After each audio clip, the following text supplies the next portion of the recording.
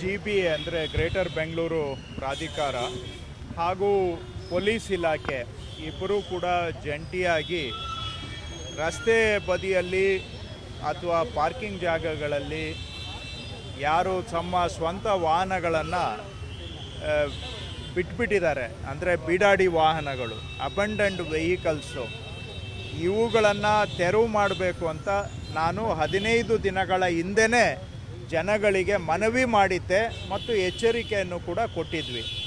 ಆದರೂ ಜನ ಅವರ ಗಾಡಿಗಳನ್ನು ರಸ್ತೆಗಳಲ್ಲಿ, ಫುಟ್ಪಾತ್ಗಳಲ್ಲಿ ಎಲ್ಲಂದರೆ ಅಲ್ಲೇ ಬಿಟ್ಟು ಇದರಿಂದ ಸಾರ್ವಜನಿಕರು ಓಡಾಡೋದಕ್ಕೂ ತೊಂದರೆ ಮಾಡ್ತಾ ಇದ್ದಾರೆ. ಅಷ್ಟೇ ಅಲ್ಲ, ಜನಗಳಿಗೆ ಸೇರಿದ ಜಾಗವನ್ನು ಅವರು ಅತಿಕ್ರಮಣ ಮಾಡಿಕೊಂಡಿದ್ದಾರೆ ಸ್ವಂತಕ್ಕೆ. ಮತ್ತು ಈ ವಾಹನಗಳು ನಾವು ಇದು ತಿಂಗಳುಗಟ್ಟಲೆ ಇಲ್ಲೇ ಬಿಟ್ಟು ಹೋಗಿರ್ತಾರೆ, ಯಾರಿಗೆ ಸೇರಿದ್ದು ಅಂತ ಗೊತ್ತಿಲ್ಲ. ಇದರಿಂದ ಬೆಂಗಳೂರಿಗೆ ಜನಕ್ಕೆ ಓಡಾಡೋದಕ್ಕೂ ಕಷ್ಟ, ಮತ್ತು ಸಾರ್ವಜನಿಕರಿಗೆ ಸೇರಿದ ಜಾಗ ಅವರು ಸ್ವಂತಕ್ಕೆ ಅತಿಕ್ರಮಣ ಮಾಡಿಕೊಳ್ಳೋದು ಕೂಡ ಕಾನೂನು ಉಲ್ಲಂಘನೆ. ಇದಲ್ಲದೆ ಎಲ್ಲಂದರೆ ಅಲ್ಲಿ ಗಾಡಿಗಳನ್ನ ಬಿಟ್ಟು ಆಕ್ಸಿಡೆಂಟ್ಗಳು ಆಗ್ತವೆ. ಆಮೇಲೆ ನೋಡೋದಕ್ಕೂ ಕೂಡ ಬೆಂಗಳೂರು ಅಸಹ್ಯವಾಗಿ ಕಾಣಲಿಕ್ಕೆ ಇದು ಒಂದು ಕಾರಣ. ನಾನು ಕಳೆದ 15 ದಿನಗಳ ಹಿಂದೆಯೇ ಇದನ್ನು ಸಾರ್ವಜನಿಕವಾಗಿ ನಾವು ಎಚ್ಚರಿಕೆಯನ್ನು ಕೊಟ್ಟಿದ್ವಿ, ಈ ಬೀಡಾಡಿ ಗಾಡಿಗಳನ್ನು ನಾವು ನಿರ್ಮೂಲನೆ ಮಾಡೋ ಕಾರ್ಯಾಚರಣೆ ಮಾಡ್ತೇವೆ ಅಂತ. ಆದರೂ ಕೂಡ ಜನ ಏನು ಅದಕ್ಕೆ ಕ್ಯಾರೆ ಇಲ್ಲ ಅನ್ನೋ ರೀತಿಯಲ್ಲಿ ಗಾಡಿಗಳನ್ನ ಅಲ್ಲೇ ಬಿಟ್ಟಿದ್ದಾರೆ. ಪೊಲೀಸ್ ಇಲಾಖೆಯವರು ಈ ರೀತಿಯಾಗಿ ಸುಮಾರು 1581 ವೆಹಿಕಲ್ಸು ರಸ್ತೆ ಬದಿಯಲ್ಲಿ ಈ ರೀತಿ ಬಿಟ್ಟಿರುವಂಥದ್ದನ್ನು ಅವರು ಈಗಾಗಲೇ ಗುರುತಿಸಿದ್ದಾರೆ. ಅದು ಸಂಪೂರ್ಣ ಪಟ್ಟಿ ಅಂತ ನಾನು ಹೇಳಲಿಕ್ಕೆ ಹೋಗೋದಲ್ಲ, ಬಹುಶಃ ಅದರ ಸಂಖ್ಯೆ ಇನ್ನೂ ಹೆಚ್ಚಿಗೆ ಇದೆ. ಅಂತ ಗುರುತಿಸಿರುವಂಥ ವೆಹಿಕಲ್ಸನ್ನ ಈಗ ಇವತ್ತಿಂದ ನಾವು ಅದಕ್ಕೆ 1 ವಾರದ ನೋಟಿಸನ್ನು ಅಂಟಿಸ್ತಾ ಇದ್ದೇವೆ. 1 ವಾರದ ನೋಟಿಸ್ ಅಂಟಿಸ್ತಾ ಇದ್ದೇವೆ. ಜಂಟಿ ಕಾರ್ಯಾಚರಣೆ GBA, ಕಾರ್ಪೊರೇಷನ್ಸು ಹಾಗೂ ಪೊಲೀಸ್ ಇಲಾಖೆ ಈ ನೋಟಿಸನ್ನು ಅಂಟಿಸಿ 1 ವಾರ ಅವರಿಗೆ ಸಮಯಾವಕಾಶ ಇರುತ್ತೆ. ಬಂದು ಬಹುಶಃ ನಾವೊಂದು 500,000 ರೂಪಾಯಿ ಅಷ್ಟೇ ಅದಕ್ಕೆ ಸದ್ಯಕ್ಕೆ ಪೆನಲ್ಟಿ ಇದೆ ಕಾನೂನಲ್ಲಿ. ಅಷ್ಟು ಪೆನಲ್ಟಿ ಕಟ್ಟಿಬಿಟ್ಟು ಅವರು ಬೇಕಾದರೆ ಆ ಗಾಡಿಯನ್ನು ಎತ್ಕೊಂಡು ಹೋಗ್ಬೋದು 1 ವಾರದವರೆಗೆ. 1 ವಾರದಲ್ಲಿ ಅವರು ಗಾಡಿ ತಗೊಳ್ಳಿಲ್ಲ ಅಂತ ಹೇಳಿದ್ರೆ ನಾವು ಅದನ್ನು ಇಲ್ಲಿಂದ ಟೋಯಿಂಗ್ ಮಾಡಬೇಕಾಗತ್ತೆ. ಟೋಯಿಂಗ್ ಮಾಡಿದ ಮೇಲೆ ಅದಾದ ನಂತರನೂ ಕೂಡ ಅವರಿಗೆ ಸಮಯ ಇರುತ್ತೆ, ಬಂದು ಅವರು ಟೋಯಿಂಗ್ ಚಾರ್ಜಸ್ಸು ಪೆನಲ್ಟಿ ಕಟ್ಟಿಬಿಟ್ಟು ಗಾಡಿಯನ್ನು ತಗೊಳ್ಬೋದು. ಇಲ್ಲ ಅಂತೇಳಿದ್ರೆ ಟೋಯಿಂಗ್ ಮಾಡಿದ ಮೇಲೆ ನಾವು ಅದನ್ನು ಪೇಪರಲ್ಲಿ ಒಂದು ನೋಟಿಸ್ ಕೊಟ್ಟು 15 ದಿನ ಕಾದು ಆನಂತರ ಅವುಗಳನ್ನು ಆಕ್ಷನ್ ಮಾಡ್ತೇವೆ. ಅದನ್ನೇ ಆಕ್ಷನಲ್ಲಿ ಯಾರು ಬೇಕೋ ಪಾರ್ಟಿಸಿಪೇಟ್ ಮಾಡಿ ಅದನ್ನು ಆಕ್ಷನಲ್ಲಿ ಕೊಂಡ್ಕೊಳ್ಬೋದು. ಈ ರೀತಿಯಾದಂಥ ಒಂದು ಕಾರ್ಯಾಚರಣೆಯಿಂದ ಇವತ್ತು ಆರಂಭ ಮಾಡಿದ್ದೇವೆ. ಇವತ್ತು ನೋಟಿಸನ್ನು ಅಂಟಿಸಿ ಆ ವೀಲ್ಗೆ ನಾವು ಲಾಕನ್ನು ಹಾಕಿದ್ದೇವೆ, ಅವರು ಗಾಡಿಯನ್ನು ತೆರವು ಮಾಡಲಿಕ್ಕಾಗೋದಿಲ್ಲ ಅಂತ. ನಾನು ಪೊಲೀಸ್ ಇಲಾಖೆಯವರಿಗೆ ಹೇಳಿದ್ದೇನೆ, ಇದು ಪದೇ ಪದೇ ಇಲ್ಲಿಂದ ತೆಗೆದುಬಿಟ್ಟು ಹೋಗಿ ಇನ್ನೊಂದು ಕಡೆ ಹಾಕಿದರೆ ಅಂಥವುಗಳನ್ನ ಗುರುತಿಸಿ ಅವಕ್ಕೆ ಸ್ವಲ್ಪ ಸಿವಿಯರ್ ಪೆನಲ್ಟಿ ಹಾಕೋದಕ್ಕೂ ಕೂಡ ಒಂದು ದಾರಿಯನ್ನು ಹುಡುಕಬೇಕು ಅಂತ ಹೇಳಿದ್ದೇನೆ. ಯಾಕಂದರೆ ಭಾಳ ಸಲೀಸು ಇಲ್ಲಿ 1000 ರೂಪಾಯಿ ಕಟ್ಬಿಟ್ಟು ತೊಗೊಂಡೋಗಿ ಇನ್ನೊಂದು ಜಾಗದಲ್ಲಿ ಬಿಟ್ಕೊಳ್ಳೋದು. ಸೊ ಯಾರು ರಿಪೀಟೆಡ್ ಅಫೆಂಡರ್ಸ್ ಇರ್ತಾರೆ ಅವರಿಗೆ ಸಿವಿಯರ್ ಪೆನಲ್ಟಿಯನ್ನು ಮಾಡಬೇಕು ಅನ್ನುವಂಥದ್ದು ಹೇಳಿದ್ದೇನೆ. ನಾನು ನಮ್ಮ ಹತ್ರ 1581 ಗಾಡಿಗಳ ಪಟ್ಟಿ ಇದೆ, ಬಟ್ ಇದೇ ಸಂಪೂರ್ಣ ಪಟ್ಟಿ ಅಂತ ನಾನು ಹೇಳ್ತಾ ಇಲ್ಲ. ಟ್ರಾಫಿಕ್ ಪೊಲೀಸ್ದು ಅಸ್ತ್ರಮ್ ಅಂತ ಒಂದು ಆ್ಯಪ್ ಇದೆ. ಆ ಅಸ್ತ್ರಮ್ ಆ್ಯಪ್ನಲ್ಲಿ ಸಾರ್ವಜನಿಕರೂ ಕೂಡ ಇಂತಹ ಬೀಡಾಡಿ ವಾಹನಗಳನ್ನು ಟ್ರಾಫಿಕ್ ಪೊಲೀಸ್ಗೆ ರಿಪೋರ್ಟ್ ಮಾಡಬಹುದು. ಅಸ್ತ್ರಮ್ ಆ್ಯಪ್ ಮುಖಾಂತರ ನಿಮಗೆ ಬೀಡಾಡಿ ಗಾಡಿ ಯಾವುದಾದ್ರೂ ಇದ್ದರೆ ಅದನ್ನು ನೀವು ಸರ್ಕಾರದ ಗಮನಕ್ಕೆ ಟ್ರಾಫಿಕ್ ಪೊಲೀಸ್ನ ಅಸ್ತ್ರಮ್ ಆ್ಯಪ್ ಮುಖಾಂತರ ತಗೊಂಡು ಬಂದರೆ ಅಲ್ಲೂ ಕೂಡ ನಾವು ಇದೇ ಕಾರ್ಯಾಚರಣೆಯನ್ನು ಮಾಡ್ತೇವೆ. ಅವ್ರಿಗೆ ನೋಟಿಸ್ ಅಂಟಿಸ್ತೇವೆ, ಆ ಗಾಡಿಗೆ 1 ವಾರ ಕಾದು ನೋಡ್ತೇವೆ. ಅವರು 1 ವಾರದಲ್ಲಿ ರೀಕ್ಲೈಮ್ ಮಾಡಲಿಲ್ಲ ಅಂತ ಹೇಳಿದ್ರೆ ಅವನ್ನೂ ಕೂಡ ನಾವು ಟೋವಿಂಗ್ ಮಾಡ್ತೇವೆ. ಒಟ್ಟಾರೆ ಬ್ಯಾಂಗ್ಳೂರಲ್ಲಿ ಸುಧಾರಣೆ ಆಗಬೇಕು. ರಸ್ತೆ ಬದಿಗಳಲ್ಲಿ ಎಲ್ಲಂದರೆ ಅಲ್ಲಿ ಈ ಥರ ಗಾಡಿಗಳನ್ನು ಬಿಟ್ಬಿಟ್ಟು ಸಾರ್ವಜನಿಕ ಜಾಗ ಅತಿಕ್ರಮಣ ಮಾಡೋದಕ್ಕೆ ಕಡಿವಾಣ ಹಾಕಬೇಕು. ಪಾದಾಚಾರಿಗಳಿಗೆ ಆಗ್ತಕ್ಕಂಥ ಅಡಚಣೆಯನ್ನು ಕಡಿಮೆ ಮಾಡಬೇಕು. ಜನ ನೆಮ್ಮದಿಯಾಗಿ ಬದುಕೋದಕ್ಕೆ ಅನುಕೂಲ ಆಗಬೇಕು. ಮತ್ತು ಈ ಬೀಡಾಡಿ ಗಾಡಿಗಳು ಎಲ್ಲಂದರೆ ಅಲ್ಲಿ ಒಳ್ಳೆ ಗುಜರಿ ಥರ, ಕಸದ ಥರ ಬೆಂಗಳೂರಿನ ಒಂದು ವಾತಾವರಣವನ್ನು ಆರೋಗ್ಯವನ್ನು ಕೆಡಿಸುವಂಥದಕ್ಕೆ ಕಡಿವಾಣ ಹಾಕಬೇಕು ಅನ್ನೋ ದೃಷ್ಟಿಯಿಂದ ಈ ಕಾರ್ಯಾಚರಣೆಯನ್ನು ನಾವು ಆರಂಭ ಮಾಡಿದ್ದೇವೆ. ಸಾರ್ವಜನಿಕರು ಕೂಡ ನಮಗೆ ಗಮನಕ್ಕೆ ಇಲ್ಲದೆ ಇರುವಂಥ ಗಾಡಿಗಳನ್ನು ಅಸ್ತ್ರಮ್ ಆ್ಯಪ್ ಮುಖಾಂತರ ನಮಗೆ ಗಮನಕ್ಕೆ ತಗೊಂಡು ಬರಬೇಕು ಅಂತ ಮನವಿ ಮಾಡ್ತೇನೆ. ಮುಂದೆ ಸಾರ್ವಜನಿಕರಲ್ಲಿ ಮನವಿ ಮಾಡ್ತೇನೆ, ದಯವಿಟ್ಟು ಈ ಥರ ಗಾಡಿಗಳನ್ನು ಎಲ್ಲಂದರೆ ಅಲ್ಲಿ ರೋಡಲ್ಲಿ ಫುಟ್ಪಾತಲ್ಲಿ ಬಿಡೋದು ದಯವಿಟ್ಟು ನೀವು ನಿಲ್ಲಿಸಬೇಕು.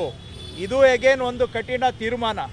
ಇದು ಯಾರಲ್ಲಿ ಬಿಟ್ಟಿದ್ದಾರೆ ಅವ್ರಿಗೆ ಬಹುಶಃ ಸಿಟ್ಟು ಬರ್ಬೋದು, ಆದರೆ ನೀವು ಮನೆಯಲ್ಲಿ ಇಟ್ಕೊಳ್ಳಿ ನಿಮ್ಮ ಗಾಡಿಯನ್ನು, ಅಥವಾ ಎಲ್ಲಾದರೂ ಸ್ವಂತ ಜಾಗದಲ್ಲಿ ಇಟ್ಕೊಳ್ಳಿ.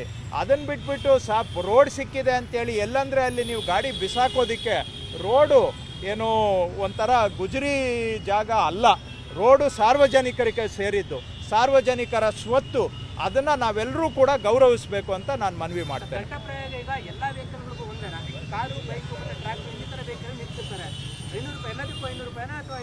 ಸದ್ಯಕ್ಕೆ ಎಲ್ಲದಕ್ಕೂ ಒಂದೇ ದಂಡ ಇದೆ, ಸದ್ಯಕ್ಕೆ ಇದೆ, ಕಾನೂನಲ್ಲಿ ಆ ರೀತಿ ಇದೆ.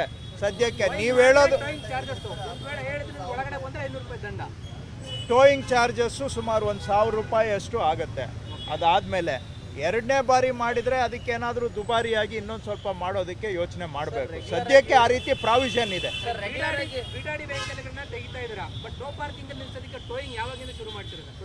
ಅದು ಬೆಂಗಳೂರು ಸೌತ್ ಕಾರ್ಪೊರೇಷನಲ್ಲಿ ಈಗಾಗಲೇ ಆರಂಭ ಮಾಡಿದ್ದಾರೆ. ಅದನ್ನು ಮುಂದಿನ ದಿನಗಳಲ್ಲಿ ಸ್ಟೆಪ್ ಬೈ ಸ್ಟೆಪ್, ಹಿಂದೆ ಏನು ಕೆಲವು ಕಂಪ್ಲೇಂಟ್ಸ್ ಬಂದಿತ್ತು ಆ ಕಂಪ್ಲೇಂಟ್ಸು ಮರುಕಳಿಸದ ಹಾಗೆ ಸ್ವಲ್ಪ ಡಿಸಿಪ್ಲಿನ್ಡ್ ಆಗಿ, ಎಲ್ಲೂ ದುರುಪಯೋಗ ಮಾಡೋದಕ್ಕೆ ಅವಕಾಶ ಇಲ್ಲದೆ ಮುಂದಿನ ದಿನಗಳಲ್ಲಿ ಸ್ಟೆಪ್ ಬೈ ಸ್ಟೆಪ್ ಕೆಲವು ಮುಖ್ಯವಾಗಿ ಮುಖ್ಯ ರಸ್ತೆಗಳಿಂದ ಆರಂಭ ಮಾಡಿ, ಮುಖ್ಯ ರಸ್ತೆಗಳಲ್ಲಿ ಪಾರ್ಕಿಂಗನ್ನು ವೈಲೇಷನ್ ಮಾಡುವಂಥದ್ದನ್ನು ಪ್ರಯಾರಿಟಿ ಕೊಟ್ಟು ಅಲ್ಲಿಂದ ಆರಂಭ ಮಾಡಿ. ಯಾಕಂದರೆ ಅಟ್ ಎ ಟೈಮ್ ಎಲ್ಲ ಕಡೆ ನಾವು ಮಾಡೋಕ್ಕಾಗೋದಿಲ್ಲ, ಒಂದೊಂದು ಆದ್ಯತೆ ಪ್ರಯಾರಿಟಿಯನ್ನು ಇಟ್ಕೋಬೇಕಾಗತ್ತೆ. ಸೊ ಮೇನ್ ರೋಡ್ಸ್ಗೆ ಪ್ರಯಾರಿಟಿ ಕೊಟ್ಟು ಎಲ್ಲೆಲ್ಲಿ ತುಂಬ ಜಾಮ್ ಆಗ್ತಾ ಇದೆ, ಎಲ್ಲಿ ಸ್ಲೋ ಟ್ರಾಫಿಕ್ ಮೂವ್ಮೆಂಟ್ ಇದೆ ಅಂಥ ಕಡೆ ಕೂಡ ಟ್ರಾಫಿಕ್ ಕಾನೂನನ್ನು, ಪಾರ್ಕಿಂಗ್ ಕಾನೂನನ್ನು ಎನ್ಫೋರ್ಸ್ ಮಾಡೋದು ಸದ್ಯದಲ್ಲಿ ಆರಂಭ ಮಾಡ್ತೇವೆ. ಮುಂದೆ ಪಾರ್ಕಿಂಗ್ ಜಾಗ ಇರಲ್ಲ, ರೋಡಲ್ಲೇ ಪಾರ್ಕಿಂಗ್ ಮಾಡ್ತಾರೆ, ಬೆಳಗ್ಗೆ ಮತ್ತೆ ಬಂದು ತೊಗೊಂಡು ಹೋಗ್ತಾರೆ. ಈ ರೀತಿ ಭಾಳಷ್ಟು ಸಂಖ್ಯೆಯಲ್ಲಿದೆ. ಇಂಥವ್ರಿಗೆ ಏನಾದರೂ ನಿಮ್ಮ ಸೂಚನೆ ಇದೆಯಾ? ಈಗ ನೋಡಿ, ಮನೆ ನಾವು ಯಾವುದು ಕೂಡ ರೆಗ್ಯುಲರ್ ಆಗಿ ಮೂವ್ಮೆಂಟಲ್ಲಿರೋ ಗಾಡಿಗಳನ್ನು ನಾವು ಟಾರ್ಗೆಟ್ ಮಾಡ್ತಾ ಇಲ್ಲ. ವಾರಗಟ್ಟಲೆ ಒಂದೇ ಕಡೆ ಬಿಟ್ಬಿಟ್ಟು ಹೋಗುವಂಥ ವೆಹಿಕಲ್ಗಳನ್ನು ನಾವು ಟಾರ್ಗೆಟ್ ಮಾಡ್ತಾ ಇದ್ದೇವೆ. ಯಾವುದೋ ನೀವು ಒಂದು ರಾತ್ರಿ ನಿಲ್ಲಿಸ್ತೀರಾ, ಒಂದಿನ ನಿಲ್ಲಿಸ್ತೀರಾ, ಆಯಿತು. ಈಗ ನೋಡಿ, ಇದು 30-40 ವರ್ಷದ ಸಮಸ್ಯೆ. ನಾವು ಮನೆಯಲ್ಲಿ ನೀವು ಪಾರ್ಕಿಂಗು ಜಾಗ ಇಟ್ಕೋಬೇಕು ಅಂತ ಕಾನೂನು ಹೇಳುತ್ತೆ, ಆದರೂ ಕಾನೂನನ್ನು 30-40 ವರ್ಷದಿಂದ ಎನ್ಫೋರ್ಸ್ ಮಾಡಿಲ್ಲ. ಪ್ಲ್ಯಾನ್ ಅಪ್ರೂವಲ್ ತಗೊಳ್ಳೋದನ್ನು ಕಡ್ಡಾಯ ಮಾಡಿಲ್ಲ. ಅವರೆಲ್ಲ ಮನೆಗಳು ಕಟ್ಕೊಂಡಿದ್ದಾರೆ, ಮನೆ ಒಳಗಡೆ ಪಾರ್ಕಿಂಗ್ ಜಾಗ ಇಟ್ಕೊಂಡಿಲ್ಲ. ಹಾಗಾಗಿ ನಾವು ಈಗ ಬಂದ್ಬಿಟ್ಟು ಸಡನ್ನಾಗಿ ನೀವು ರೋಡಲ್ಲಿ ನಿಲ್ಸಂಗೇ ಇಲ್ಲ ಅಂತ ನಾನು ಹೇಳ್ಬಿಟ್ರೆ ಅದು ಬಹುಶಃ ಪ್ರಾಕ್ಟಿಕಲಿ ಫಾಲೋ ಮಾಡೋದು ಕಷ್ಟ ಆಗುತ್ತೆ. ಸೊ ಹಾಗಾಗಿ ನೀವು ಹೇಳೋದು ನಿಜ. ಮುಂದಿನ ದಿನಗಳಲ್ಲಿ ಮನೆಯಲ್ಲಿ ಪಾರ್ಕಿಂಗನ್ನು ಮಾಡ್ಕೊಳ್ಳೋದಕ್ಕೆ ನಾನು ಜನಗಳನ್ನೂ ಮನವಿ ಮಾಡ್ತೇನೆ. ನಾವು ಕೂಡ ಕಾನೂನನ್ನು ಅದಕ್ಕೆ ಸ್ವಲ್ಪ ಅನುಷ್ಠಾನ ಮಾಡೋದಕ್ಕೆ ಸಂಪೂರ್ಣ ಪ್ರಯತ್ನ ಮಾಡ್ತೇವೆ. ಸದ್ಯಕ್ಕೆ ನಮ್ಮ ಹತ್ರ 1581 ಗಾಡಿಗಳದ್ದು ಪಟ್ಟಿ ಇದೆ. ಸಾರ್ವಜನಿಕರು ಕೂಡ ನಮಗೆ ಬಹುಶಃ ಇನ್ನೂ ಹೆಚ್ಚು ಮಾಹಿತಿಯನ್ನು ಕೊಡ್ತಾರೆ. ನಾವು ಒಂದು ದಿನಕ್ಕೆ ಈ ಥರ 5 ನಗರ ಪಾಲಿಕೆಗಳಿಂದ ಮಾಡ್ತಾ ಇದ್ದೇವೆ. ಪ್ರತಿನಿತ್ಯ ಒಂದು 200-250 ಗಾಡಿಗಳಿಗೆ ಈ ರೀತಿ ನೋಟಿಸ್ ಅಂಟಿಸ್ಬೇಕು ಅಂತ ನಾನು ಅವರಿಗೆ ಹೇಳಿದ್ದೇನೆ. ಸೊ ಟೋಯಿಂಗ್ ಮಾಡೋಕ್ಕೆ ಇನ್ನೂ ಒಂದು ವಾರ ಬಿಡ್ತೀವಿ, ಯಾಕಂದರೆ ಕಾನೂನಲ್ಲೂ ಕೂಡ ಒಂದು ವಾರ ನೋಟಿಸ್ ಪೀರಿಯಡ್ ಇದೆ. ಹಾಗಾಗಿ ಒಂದು ವಾರ ಆದಮೇಲೆ ಟೋಯಿಂಗ್ ಶುರು ಮಾಡ್ತೇವೆ.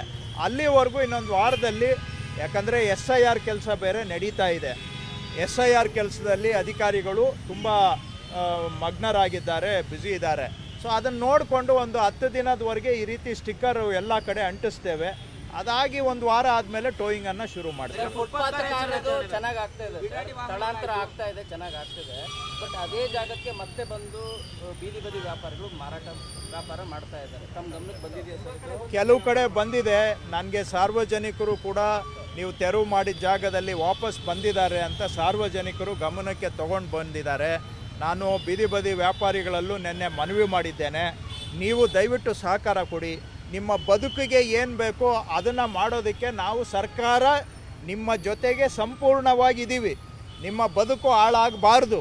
ನಿಮ್ಮ ಬದುಕು ರೂಪಿಸ್ಕೊಳ್ಳೋದಕ್ಕೆ ನಾವು ನಿಮಗೆ ಏನು ಬೇಕು ಸರ್ಕಾರದಿಂದ ಕಾನೂನಾತ್ಮಕವಾಗಿ ಸಹಾಯ ಮಾಡ್ತೇವೆ.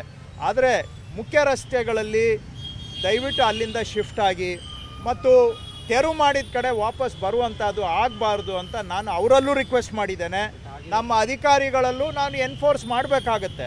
ಅಂಥದ್ದು ಎಲ್ಲಾದರೂ ಆದರೆ ಸ್ವಲ್ಪ ಎನ್ಫೋರ್ಸ್ಮೆಂಟ್ ಮಾಡ್ತೇವೆ. ಬಂದಿದೆ, ಇನ್ನೂ ನಡೀತಾ ಇದೆ. ಇವತ್ತು ಮುಖ್ಯಮಂತ್ರಿಗಳು ಕೂಡ ಭೇಟಿ ಇಟ್ಕೊಂಡಿದ್ದಾರೆ. ಮುಖ್ಯಮಂತ್ರಿ ಹೌದು, 1,500 2,000 ಕಿಲೋಮೀಟ್ರ್ ಅಂತ ನಾವು ಟಾರ್ಗೆಟ್ ಇಟ್ಕೊಂಡಿದ್ದೇವೆ. 500 ಚಿಲ್ಲರೆ ಕಿಲೋಮೀಟ್ರ್ ಆಗಿದೆ, ಇನ್ನೂ ಮುಂದುವರಿಸ್ತೇವೆ.